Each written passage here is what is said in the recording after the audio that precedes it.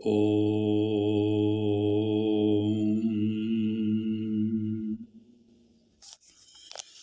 अध्याय 18 में कृष्ण जी ने अर्जुन से वर्ण व्यवस्था में ब्राह्मण, क्षत्रिय, वैश्य, शूद्र के कर्म के स्वभाव के अनुसार कौन कौन से गुण होने चाहिए बताया। उन्होंने बताया, इस पृथ्वी लोक में एक कोई भी नहीं है जो प्रकृति के गुणों सात्विक, रजो गुणी, तामसी से मुक्त हो। कर्म के स्वभाव के अनुसार वर्ण निश्चित होता है। स्वभाव के अनुसार ब्राह्मण के गुण, इसमें प्रामाणिक गुरु, शिक्षक, भक्त, स्पेशलिस्ट जैसे डॉक्टर, वकील, वैज्ञानिक, साधु, ऋषि, मुनि, ज्ञानी व्यक्ति, ब्राह्मण वृत्ति वाला व्यक्ति शामिल है। इसके स्वभाव के अनुसार इसके गुण निम्नलिखित होने चाहिए। शांति प्रियता, आत्म संयम, तपस्या, पवित्रता, सहिष्णुता, सत्यनिष्ठा, ज्ञान विज्ञान, धार्मिकता, प्रेम से शिक्षा प्रदान करना, दयालुता, यज्ञ आदि करवाना, सदाचारी, सुपात्र को ही विद्या दान देना, ज्ञान प्रदान, दान लेना व देना, जिज्ञासु, मन को अधर्म में न जाने देना, ब्रह्मचर्य, मान अपमान स्वभाव से सहन करना, समाज कल्याण, राग द्वेष मोह से मुक्ति, तन पवित्र होना चाहिए, अनुकरणीय चरित्र होना चाहिए, क्रोध नहीं करना चाहिए, अभिमान रहित होना चाहिए, आत्म प्रशंसा ना करना चाहिए, नम्र और सरल रहना चाहिए, शुद्ध पवित्र भाव होना चाहिए, शास्त्र व्याख्या और पढ़ाना, मुक्ति से विमुख नहीं होना चाहिए, वेद, धर्म, पुनर्जन्म, श्रद्धा, ज्ञान देना और विज्ञान, मन को वश में करना चाहिए, खोज करनी चाहिए, इंद्रिय दमन करना चाहिए, मीठी वाणी तपस्या के अंतर्गत आती है, धर्म के लिए कष्ट सहना चाहिए, भीतर की शुद्धि होनी चाहिए, नैतिक शिक्षा देना चाहिए, दूसरों को क्षमा करना चाहिए, निष्कपट भाव होना चाहिए, वेद शास्त्र ज्ञान प्राप्त करना, आत्मज्ञान का अनुभव, ज्ञान बुद्धि विकास करना, पवित्र तन मन से रहना, कलात्मक वैज्ञानिक ज्ञान सीखना सिखाना, सौम्य स्वभाव, आस्तिक, सहनशील, सत्यवादी और मौन रहना। इस प्रकार ये ब्राह्मण में स्वभाव के अनुसार 50 गुण होने चाहिए। नंबर 2, क्षत्रिय। क्षत्रिय के अंतर्गत प्रशासक, राजा, नेता, अधिकारी, सेना, पुलिस, सरकारी कर्मचारी आदि आते हैं।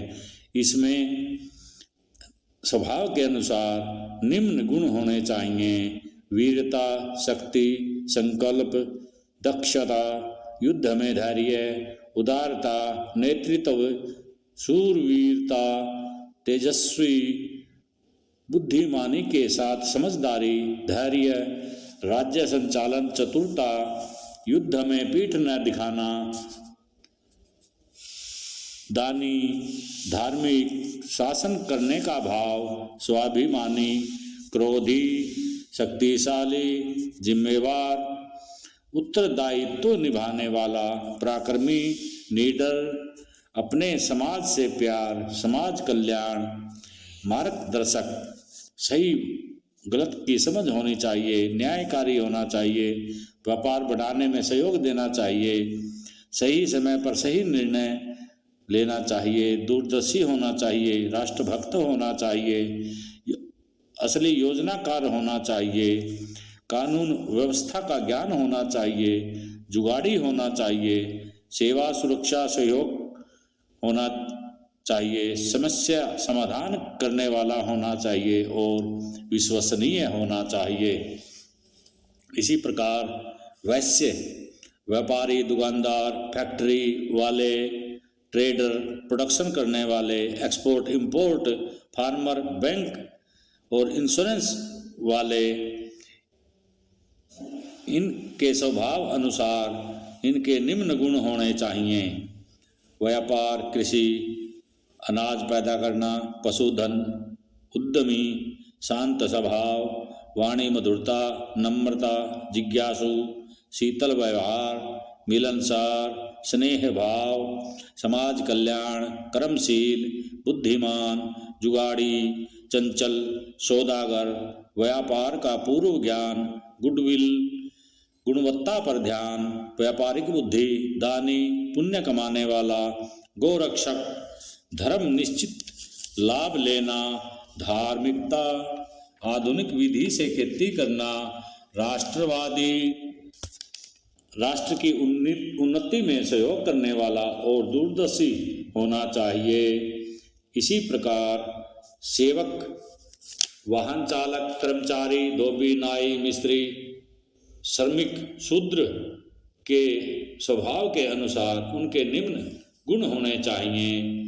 श्रम, अन्य की सेवा, धीमा चले, अभावग्रस्त, अंधकार में रहने वाला, अज्ञानी, निर्धन, ईमानदार, कम बुद्धि, सत्य बोलने वाला, आश्रित जीवन, मेहनती, सेवा कार्य, स्वामी भक्ति, शांत स्वभाव, अधिक श्रम, कर्मठता, जीने के लिए कार्य, दूसरों के निर्देश पालन, अशिक्षित या अर्धशिक्षित, कार्य करने का समय निश्चित, सामान्यता व्यसनी, अंधविश्वासी, रूढ़िवादी, अपने परिवार तक सीमित, ज्ञान अभाव, सहनशील, कर्कशवाणी, इंद्रिय तृप्ति मुख्य धर्म, मांसाहारी, मोहकारी जीवन। अपने अपने कार्य के स्वभाव के गुणों के अनुसार कर्तव्य करे तो व्यक्ति सिद्धि प्राप्त कर सकता है।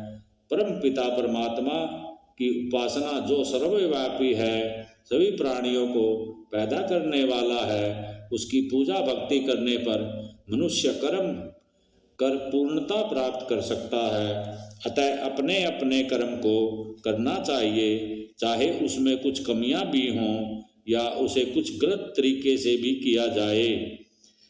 जिसका जैसा स्वभाव हो उसे स्वभाव के अनुसार ही बताए गए कार्य करना चाहिए।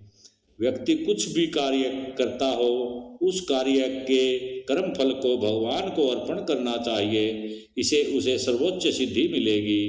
प्रत्येक कार्य के प्रयास में कुछ न कुछ दोष होता है। मनुष्य को चाहिए कि स्वभाव के अनुसार कार्य करे, भले ही कार्य में कोई दोष हो उसे त्यागे नहीं। जैसे ब्राह्मणों को भी कई बार यज्ञ में बलि देनी पड़ती है।